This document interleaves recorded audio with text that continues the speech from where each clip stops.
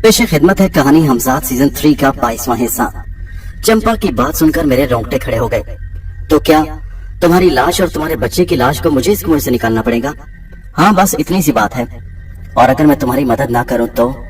मेरी बात सुनकर उसने जोर जोर से रोना शुरू कर दिया। वीराने में उसके रोने की आवाज निहायत भयानक मालूम हो रही थी। उसके बाल बिखर गए और उसके बैन की आवाजें मेरे कानों के पर्दे फाड़ने लगी। अच्छा, रुक जाओ, मैं तुम्हारी मदद जरूर करूंगा। मेरे अल्फाज के साथ ही उसके चेहरे पर खुशी दमकने लगी। मगर इस वक्त नहीं, तुम इस वक्त चली जाओ, मैं दिन के उजाले में इसका कोई हल तलाश करूंगा।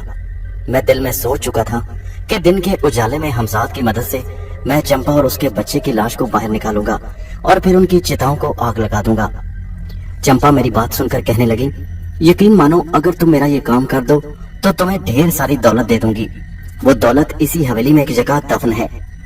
सुंदर प्रताप के दादा की छोड़ा हुआ पेश बहा खजाना, जिसकी तलाश में कुछ लोग यहाँ पर आए और मौत के घाट उतार दिए गए। वो खजाना सिर्फ मेरे बच्चे की विरासत है, इसलिए मैं किसी को उस खजाने तक पहुंचने नहीं देती। मेरे बच्चे को तो कत्ल कर दिया गया, मगर ये खजाना फिर भी उसी की अमानत है। मगर नहीं, अब ये खजाना मैं तुम्हें सौंप दूंगी, मगर इसी सूरत में जब तुम मेरी मदद करोगे। मैंने कहा, मुझे खजाने का कोई लालच नहीं। मैंने उसकी बात काटते हुए कहा। वो बोली, हैरत की बात है, तुम पहले इंसान हो जिसने खजाना लेने से इनकार किया है, वरना तो हर कोई इस पुरानी हवेली में खजाने की तलाश में भटकता फिरता है। खैर, मैं खजाना अपने वचन के मुताबिक तुम्हें जरूर दूंगी। ठीक है, कल दिन के उजाले में तुम्हारा काम हो जाएगा चंपा। ये कहकर मैं बाग की उस पुरानी टूटी दीवार से बाहर निकल आया। पीछे मुड़कर देखा तो चंपा का कहीं नामो निशान नहीं था, वो गायब हो चुकी थी। मैं तेज तेज कदम उठाता हुआ हवेली का दोबारा चक्कर काटकर उसी कमरे में आकर लेट गया। चंपा की कहानी बड़ी दर्दनाक थी। उसकी सौतन रूपबंती ने उसके साथ बड़ा भयानक जुल्म किया था। खैर, अब तो ये किरदार बहुत पुराने हो चुके थे, सदियों पुराने। इसका मतलब है कि ये हवेली शायद मुगलों के दौरे हुकूमत की बनी हुई होगी, मगर अब तो मुगल हुकूमत का खात्मा होने को भी 100 साल आने को हो चुके थे। मगर हमजाद ने भी तो हिंदुस्तान के बिगड़ते हुए हालात की तरफ इशारा किया था। मैं इसी उधेड़ बुन में काफी देर तक सोचता रहा, फिर सर झटकर सोने की कोशिश करने लगा। सुबह देर से उठा, हमजाद से नाश्ता मंगवा कर किया और फिर चंपा की सारी कहानी उसके सामने रख दी। कहने लगा, आका, क्या सिर्फ आप उसकी मदद के लिए ऐसा कर रहे हैं या सुंदर प्रताप के दादा का खजाना हासिल करने के लिए? मुझे खजाने की जरूरत नहीं हमजाद, तुम्हारे होते हुए ये तुम तो अच्छी तरह जानते हो। जी हाँ आका, ये तो दुरुस्त है। फिर आप यहीं बैठेंगे, मैं खुद देख लेता हूँ। नहीं, मैं भी तुम्हारे साथ चलता हूँ। ये कहकर मैं हमजाद के हमरा हवेली से बाहर निकल आया। मैंने दिन के उजाले में उस वीरान और शानदार इमारत को देखा। निहायत ही खूबसूरत इमारत थी। एक हैरत की बात मेरे जहन में आई है हमजाद, कि इस बियाबान जंगल में आसपास कोई आबादी भी नहीं, फिर इस हवेली का यहाँ क्या काम? हमजाद कहने लगा, आका, आबादी यहाँ से बहुत दूर है। ये बहावलपुर बहुत कदीम जमाने में अमीर रियासत थी। आका, जिस दौर में ये हवेली बनी होगी उस वक्त यहाँ पर एक पूरा गांव आबाद होगा। ये सारी आसपास की जमीन सुंदर प्रताप के दादा की थी और सुंदर प्रताप को ये विरसे में मिली थी। इसी तरह हम बातें करते हुए बाग में दाखिल हो गए। फिर मैंने कुएं की निशानदेही की। हमजाद ने कुएं में दाखिल होकर थोड़ी सी खुदाई के बाद उन लाशों को दरियाफ्त कर लिया। लाशों की हालत बहुत बुरी हो रही थी। 300 साल गुजरने के बावजूद खोपड़ियां और जिस्म के कुछ हिस्से सही सलामत थे। जिस्म का गोश्त तो तकरीबन खत्म हो चुका था, हड्डियां ही सलामत थीं। हैरत अंगेज तौर पर लाशें किसी हद तक मुनासिब हालत में थी। दोनों की चिताओं को निकालकर बाहर जमीन पर रखा गया। फिर इर्द गिर्द से मुनासिब लकड़ियों का इंतजाम करके दोनों चिताओं को लकड़ियों पर रखकर आग लगा दी गई। अगर हमजाद मौजूद ना होता तो मेरे लिए ये सारा काम करना शायद नामुमकिन होता। पहली बात तो यह है कि मैं इतने गहरे कुएं में कैसे उतरता और फिर उसमें से खुदाई करके लाशों को ढूंढ निकालना निहायत मुश्किल काम था।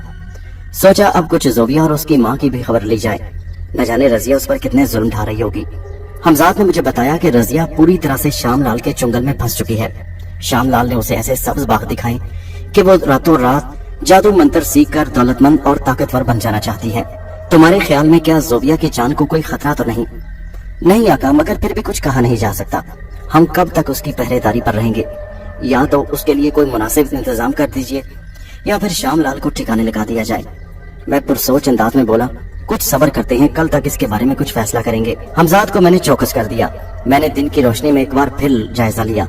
मुझे खजाने से तो कोई दिलचस्पी नहीं थी, मगर फिर भी मैं उस पुरस्रार हवेली के पोशीदा दरो दीवार देखता जा रहा था। उस जमाने में भी हवेली पर पैसा पानी की तरह बहाया गया था। इतनी शानदार इमारत, बहुत चौड़ी और मोटी मोटी दीवारें। हवेली में हर तरह के ओहदे के आदमी का ख्याल रखा गया था। नवाबों से लेकर मुलाजमों तक हर एक के लिए मुनासिब कमरे, नहाने और खाने की जगह, यहाँ तक कि इबादत की जगह भी बनाई गई थी। हवेली में घूमते घूमते शाम का अंधेरा फैलने लगा तो मेरे दिल में ख्याल आया कि लगता है कि चंपा की रूह अब इस दुनिया में नहीं, उसे शांति मिल गई, लगता है उसे मुक्ति मिल गई। चलो अच्छी बात है, न जाने बेचारी की रूह कब से भटक रही थी, उसे सुकून तो मिला। रात के वक्त मैं बिस्तर पर लेटा आंखें बंद करके सोने की कोशिश करने लगा तो एक हल्की सी आवाज मेरे कानों से टकराई, सुनो सुनो। मैं फौरन उठ गया। खिड़की में एक औरत का साया देखकर मैं कांप कर रह गया। डरो नहीं, मैं चंपा हूँ। चांद की रोशनी पीछे से पड़ रही थी, इसलिए उस खिड़की में खड़ी औरत की शक्ल वाज़ेह नजर नहीं आ रही थी। चंपा की आवाज सुनकर मुझे कदरे हौसला हुआ। चंपा तुम? हाँ, समझ में नहीं आता मैं किस मुंह से तुम्हारा धन्यवाद करूं, तुम्हारा शुक्रिया अदा करूं। भगवान तुम्हें हमेशा खुश रखे, मैं अपने वचन पर कायम हूँ। सुनो, सुंदर प्रताप के दादा का खजाना मैं तुम्हारे हवाले कर रही हूँ। हम आत्माओं को इस खजाने की जरूरत नहीं होती। उसकी बात सुनकर मैंने मुस्कुरा कर कहा, खजाने की जरूरत तो मुझे भी नहीं। नहीं, मैं जानती हूँ। तुम क्या समझते हो कि मुझे नहीं मालूम कि तुम कौन हो?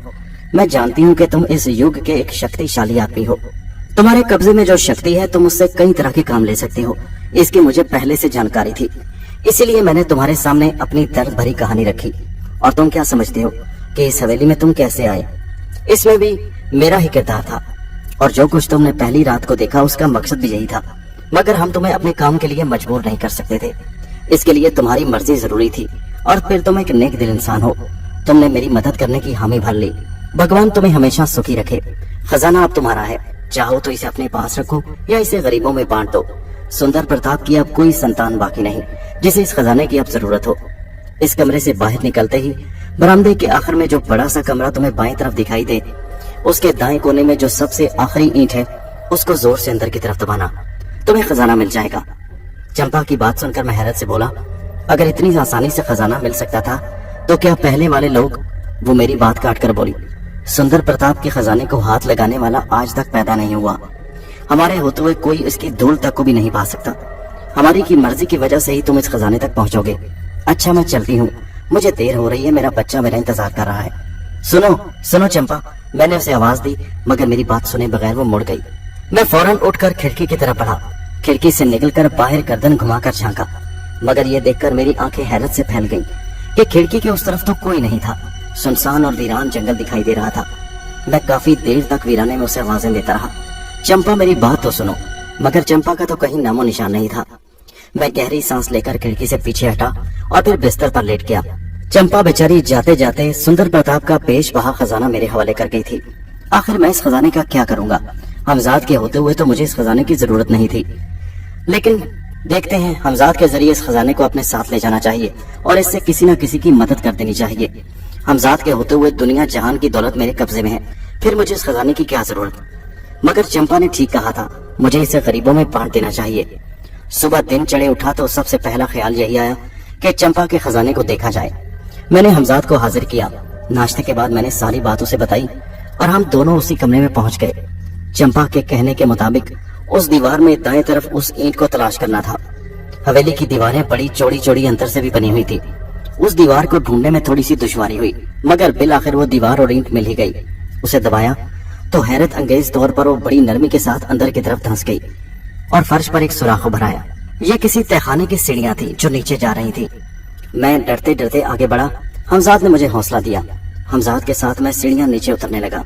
अंधेरा बहुत था अंदर। हमजाद ने हाथ हिलाया तो एक चमकता हुआ पत्थर उसके हाथ में आ गया, जिसकी रोशनी से कमरा एकदम भर गया। हैरत अंगेज तौर पर तहखाना बहुत साफ सुथरा था, मगर सीलन की शदीद बदबू थी। काफी अरसा सदियों तक बंद रहने के बाद ये पहली मर्तबा हुआ था कि कोई इसके अंदर गया था। तहखाने में अंदर दोनों तरफ बड़े बड़े संदूक रखे हुए थे और उनके साथ मुनासिब साइज के मर्तबान भी पड़े हुए थे। कमरे की मशरकी दीवार पर हाथ से बनी हुई चंद तस्वीरें आवाज़ा थी, जिन पर निहायत बुजुर्ग शख्सियतों के चेहरे थे। शायद सुंदर प्रताप उसके दादा परदादा की तस्वीरें। मैं उन्हें तरतीब से देखने लगा। बाएं तरफ की आखिरी तस्वीर पर मेरी नजर ठहर गई। वह शक्ल से नौजवान नजर आ रहा था और तस्वीर में मुस्कुरा रहा था।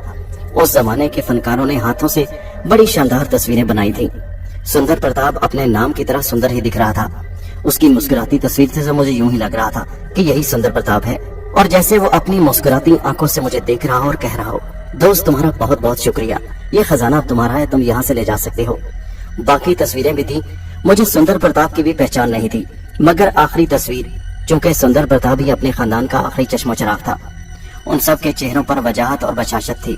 उनकी पुरजलाल तस्वीरें उनके खानदानी वकार की अक्कासी कर रही थी। मैं चंद में हमजाद के हमरा खामोश खड़ा पूरे तहखाने का जायजा लेता रहा। फिर मैंने धीरे धीरे आगे बढ़कर संदूक खोलने शुरू किए। हर संदूक सोने के सिक्कों और जेवरात से भरा हुआ था। ये इतना बड़ा खजाना था कि मेरी कई नस्लों के लिए करामत होता। इतना बड़ा खजाना सुंदर प्रताप के दादा ने आखिर कहां से इकट्ठा किया था? लेकिन उस दौर में लोगों को खजाने जमा करने का शौक था।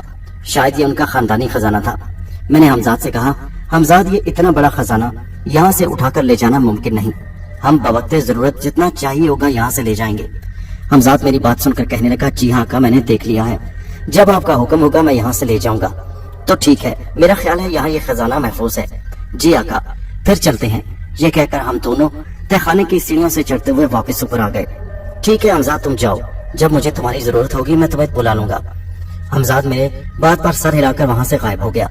उसके जाने के बाद मैंने सोचा मुझे रजिया और जोबिया का जायजा लेना चाहिए। कमरे में आकर मैंने तस्वुर की आंख से जोबिया को देखने का इरादा जाहिर किया और मेरी आंखों के सामने जो मंजर था मुझे चौंकाने के लिए काफी था।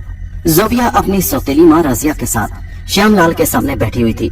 जोबिया नीम बेहोशी की हालत में थी और उसने अपना सर रजिया के कंधे पर रखा हुआ था।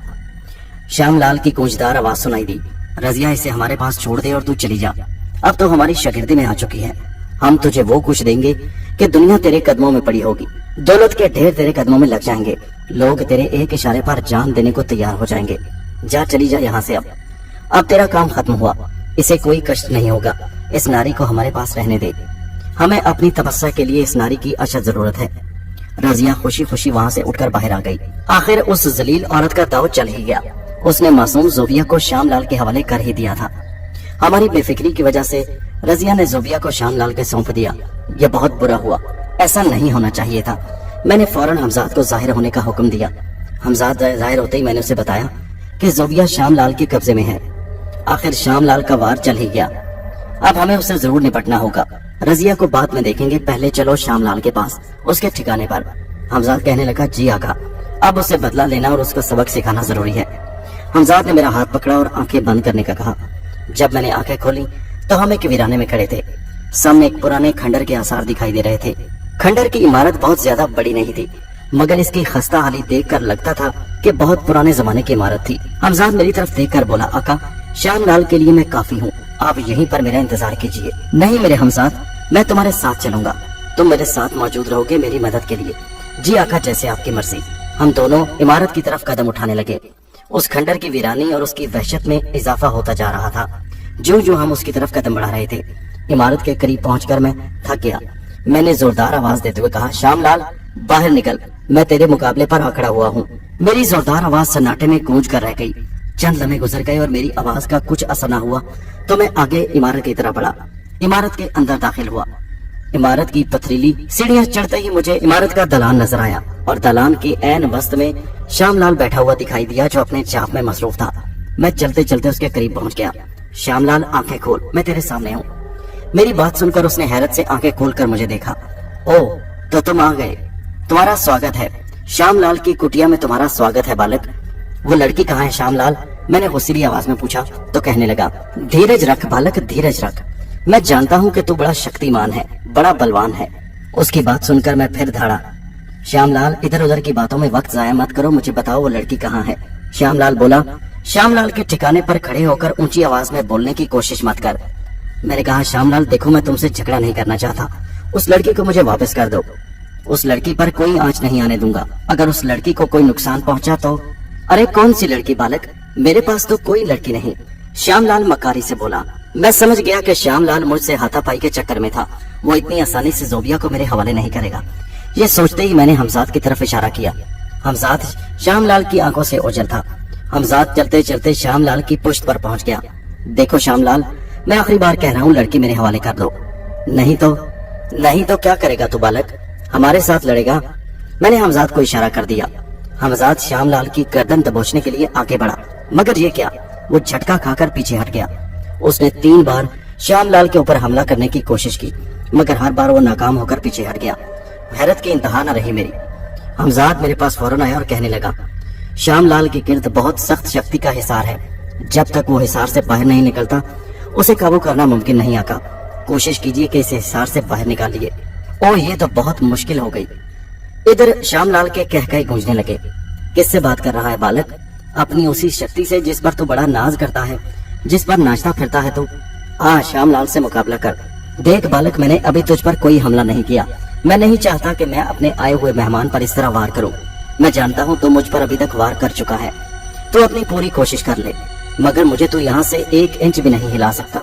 मैं तुझे जिंदा नहीं छोड़ूंगा, मैंने वहशत भरे लहजे में कहा और श्यामलाल की तरफ छलांग लगा दी। मगर हमजाद की तरह मैं भी झटका खाकर पीछे हो गया। श्यामलाल के कहके अभी तक गूंज रहे थे। श्यामलाल ने अपने सामने प्याले में रखी हुई खाक चुटकी भर उठाई और उसे मेरी तरफ उछाल दिया। श्यामलाल का वो चुटकी इस तरह डालना था कि अचानक मुझे ऐसा महसूस हुआ कि तेज सुर्ख रंग की आंधी मेरी तरफ तेजी से बढ़ती आ रही हो। मुझे फौरन खौफ महसूस हुआ। मैंने आंखें बंद कर लीं। मुझे लग रहा था कि मैं वो तेज आंधी मुझे अपने साथ उड़ाकर ले जाएगी। मगर अचानक हमजाद पलक झपकते में मेरी तरफ बढ़ा। हमजाद ने फौरन आगे बढ़कर मेरा हाथ थाम लिया। हमजाद ने जो ही मेरा हाथ थामा, मेरा जहन तारीकी में चला गया। मुझ पर बेहोशी तारी हो गई। हमजाद ने मुझे बर वक्त वहां से निकाल लिया था। श्यामलाल मेरी तवक्को से बढ़कर शातिर निकला था। उसे मैंने जितना कमजोर समझा था वो उतना कमजोर नहीं था। अगर हमजाद बर वक्त मुदाखलत करके मुझे वहां से ना निकाल लाता तो शायद मेरा क्या हशर होता, तो न जाने मेरा क्या हशर होता। दोस्तों, ये कहानी जारी है। इसका अगला हिस्सा नेक्स्ट वीडियो में मुलाहिजा कीजिए।